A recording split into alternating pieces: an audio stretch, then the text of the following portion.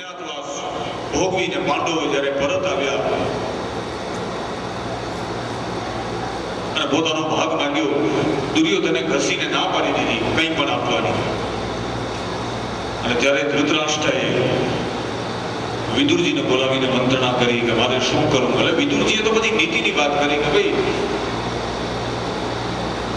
તમે જે કંઈ આ બધા પાંડવોનું કપટ કરીને હરી લીધું છે એ એને પાછું આપી દો.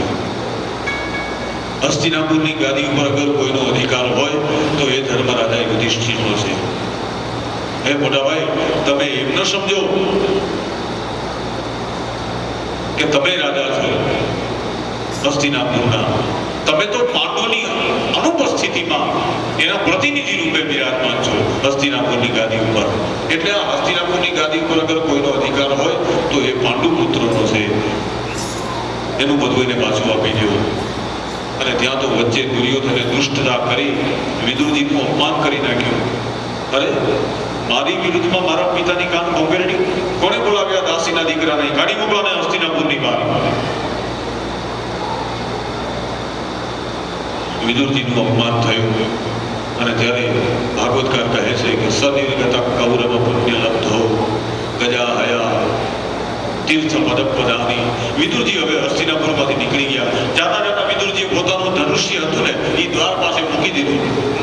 ધનુષ્ય દ્વાર પાસે મૂક્યું એનો મતલબ એ થાય કે વિદુરજી એમ કહેવા માંગે છે કે હવે હું અહીંયાથી અપમાનિત થઈને જાઉં છું એટલે તમે એમ ન સમજજો કે હવે હું પાંડવોના પક્ષમાં જઈને ભળી જઈશ. એટલે ધનુષ્ય દ્વાર પાસે મૂકી દીધું કે હવે હું અહીંથી જાઉં છું એનો મતલબ એ કે હવે હું નથી તમારો કે નથી પેલા, હવે હું તટસ્થ છું. કારણ કે આ પક્ષ પલટો કરવાની પાર્ટી બદલવાનો રિવાજ પહેલા નતો. પાર્થને કહો ચડાવે ના. અને ભગવાન ત્યાંથી જ્યારે વિદાય થઈ રહ્યા હતા તો દુર્યોધને આગ્રહ કર્યો કે પ્રભુ આપના માટે 56 ભોગની તૈયારી કરી.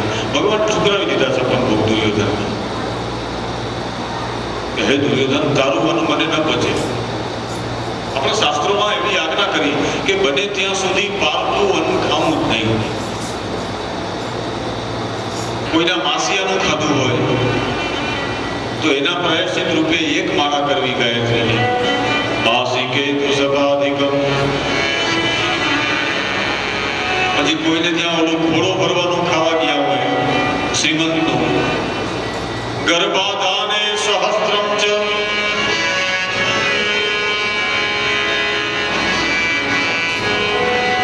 તો એના પ્રાયશ્ચિત રૂપે 1000 ગાયત્રી જપવી. અને અયુતે પ્રેત ભોજનમ, અયુતે પ્રેત ભોજનમ. કોઈ મરી ગયા હોય ને એ મરી ગયાના પાછળ 11મા દિવસનું ભોજન કરો તો એના પ્રાયશ્ચિત રૂપે 10,000 ગાયત્રી જપવી.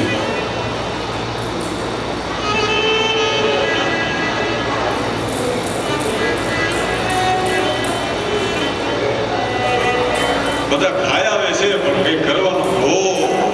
માણસ તમને પ્રેમથી નિમંત્રણ આપે, કોઈ પ્રેમથી તમને આગ્રહ કરે કે ભાઈ તમારે મારે ત્યાં જમવા આવવાનું છે, નહીં ચાલે તો પછી એના પ્રેમને તોડવો નહીં. એને ત્યાં જઈને જમી લે. ઘણા બધા આવા આકરા નિયમે લઈને બેઠા હોય. ઘણા તમે એમ કહો કે ભાઈ મારે ત્યાં જમવા આવશો તો કે અમે તો બહારનું પાણી નથી પીતા.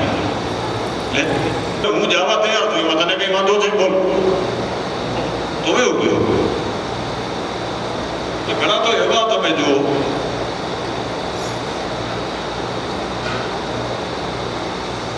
એટલે મારો કહેવાનો મતલબ છે કે જ્યાં પ્રેમની વાત હોય ને ત્યાં પછી કોઈ ટેક લઈને ન બેવું. અમે ક્યાંય ખાય નહીં, અમે કોઈના હાથનું પાણી ન પીએ. બધું ખાવું પડે, પીવું પડે. દુર્યોધનના 56 ભોગને ઠુકરાવી દીધા.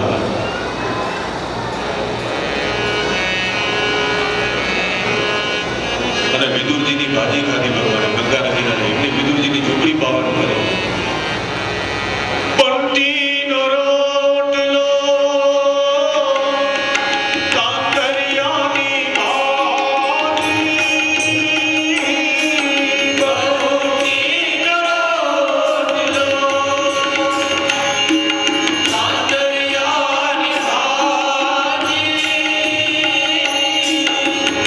રુચિ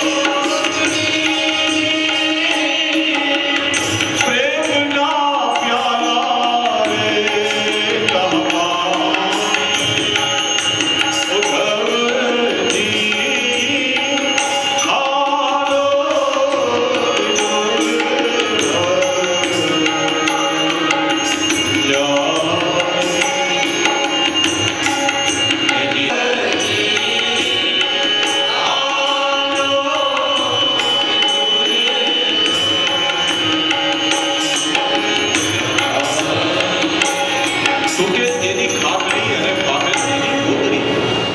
વિદુરજીની ઝૂંપડી ભગવાને પાવન કરી અને એ વિદુરજીને ત્યાં ભગવાને તાંદરિયાની ભાજી, બંટીનો રોટલો આરોગ્યા. એમના મનોરથ પણ ભગવાને પરિપૂર્ણ કર્યા. પછી મહાભારતનો સંગ્રામ થયો, ભયંકર વિનાશ થયો અને એ સંગ્રામ દરમિયાન વિદુરજીએ યાત્રા કરી અને યાત્રા કરતા કરતા વિદુરજી પછી યમુનાના કિનારે આવ્યા. ત્યાં એમના ઉદ્ધવજી સાથે સમાગમ થયો. એ કથા પ્રસંગ બતાવ્યો. બંને સંતોએ ભેગા થઈ કૃષ્ણ લીલાનું ગાન કર્યું.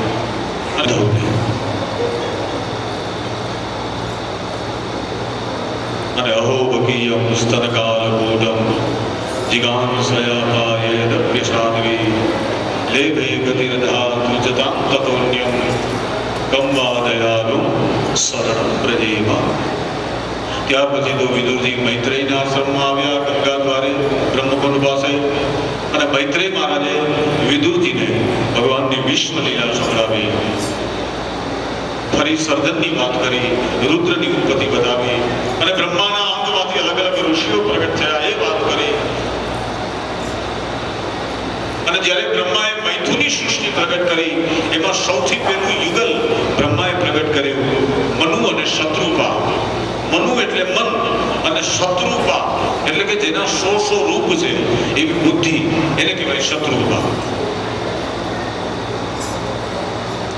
અને એ મનુ અને શત્રુપાનો જે વંશ આગળ ચાલ્યો. મનુ અને શત્રુપાને ત્યાં પણ 2 પુત્રો થયા. એમાં મોટા પુત્ર હતા પ્રિયવ્રત, નાનકડા ઉત્તાનપાદ. અને 3 પુત્રીઓ એમને ત્યાં થઈ, આકુતિ, દેવહૂતિ અને પ્રસૂતિ.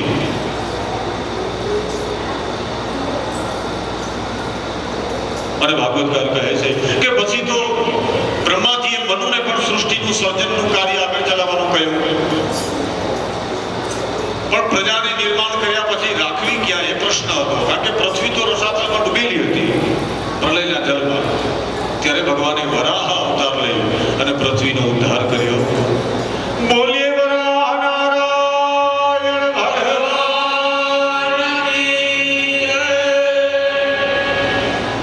અને એ ભગવાને વરાહ સ્વરૂપે એટલે કે શુકર રૂપ, ભગવાને કુંડનું રૂપ લઈ રસાતલમાં જઈ પૃથ્વીને ગાંઠ ઉપર ધારણ કરીને બહાર લાવ્યા. રસ્તામાં હિરણ્યાક્ષ નામનો દૈત્ય આવ્યો તો ભગવાને એમને પણ સંહાર્યો. જે લોભ રૂપ છે એનું નામ છે હિરણ્યાક્ષ. અને પૃથ્વીનો ઉદ્ધાર કર્યો. અને એ પૃથ્વીને પછી પૃથ્વી ઉપર પ્રજાને રાખવામાં આવી. એ બધા કથા પ્રસંગો. અને બ્રહ્માની છાયામાંથી કરદમ નામના ઋષિ પ્રગટ થયા. અને એ કરદમે તપશ્ચર્યા કરી ભગવાન શુક્લ નારાયણને પ્રસન્ન કર્યા. અને એમની પાસે વરદાન માંગ્યું કે મને અનુકૂળ પત્ની મળે.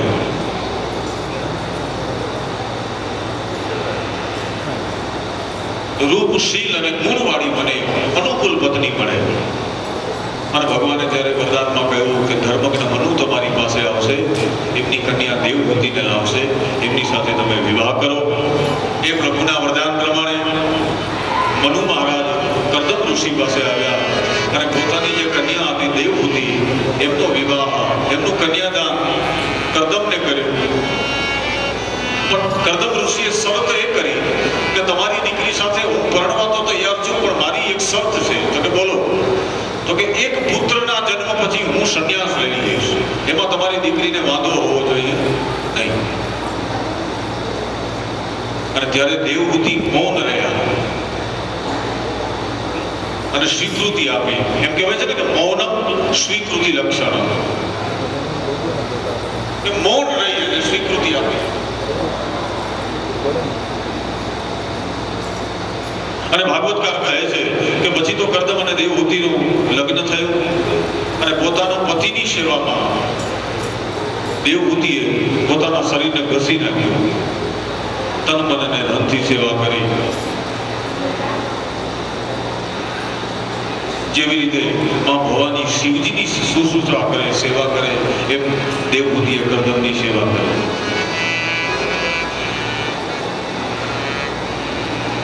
અને એક વખત તો એમની તપશ્ચર્યાથી કરદમ પ્રસન્ન દેવહૂતિને કહ્યું કે જાઓ દેવી, આ સરોવરમાં સ્નાન કરો. અને ત્યારે દેવહૂતિ સરોવરમાં સ્નાન કરવા ગયા અને જ્યાં સ્નાન કર્યું અને ત્યાં તો એમનું આખું શરીર એકદમ દિવ્ય બની ગયું. સેવામાં જેને શરીરને સૂકવી નાખ્યું હતું, સાવ ઘસી નાખ્યું હતું, એ દેવહૂતિજીનું શરીર પાછું એકદમ દિવ્ય બની ગયું. અને એ દેવહૂતિની સાથે કર્દમે એક કામક વિમાનમાં વિહાર કર્યો.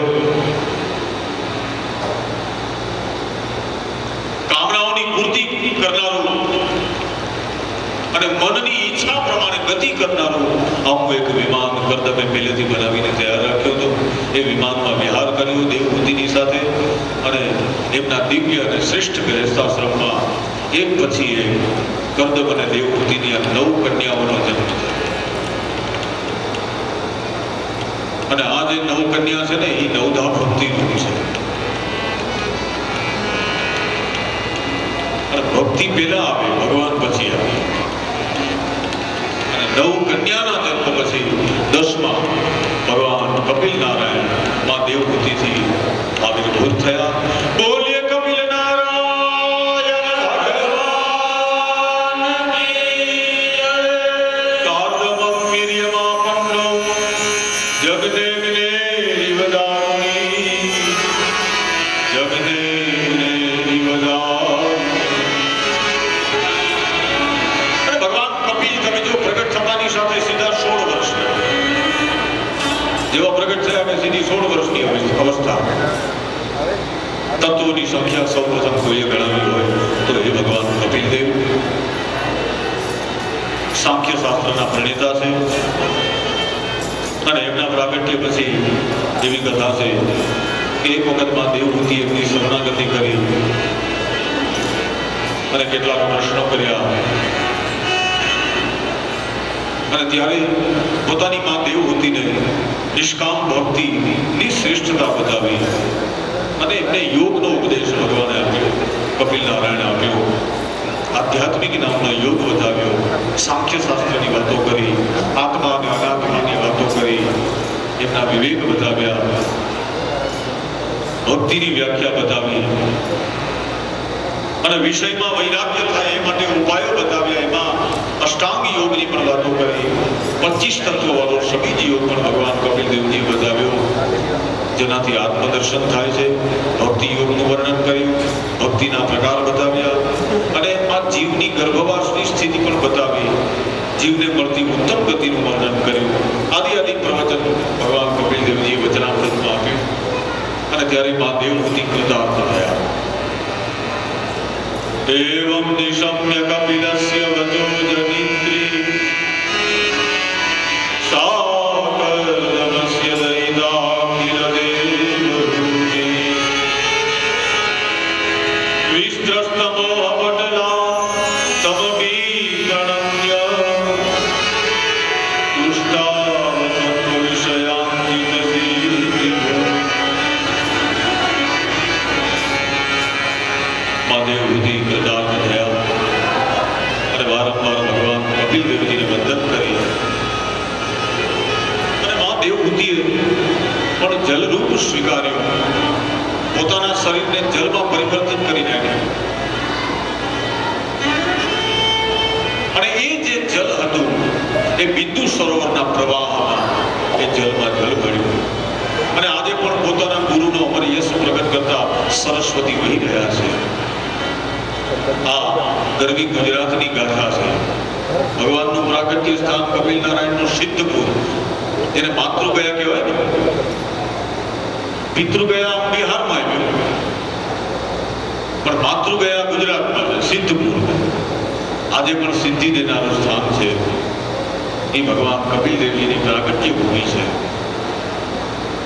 પોતાની માં દેવહૂતિનો ઉદ્ધાર ભગવાને ત્યાં કર્યો એટલા માટે સ્વર્ગ લીલાના ચરિત્રો ને વિરામ આપતા આપતા બસ 1-2 મિનિટ ભગવાન નામ સ્મરણ કરી ત્યારબાદ આપણે માતાજીની આરતી કરશું. માટે સબ ભાવ પ્રેમ से गाइए.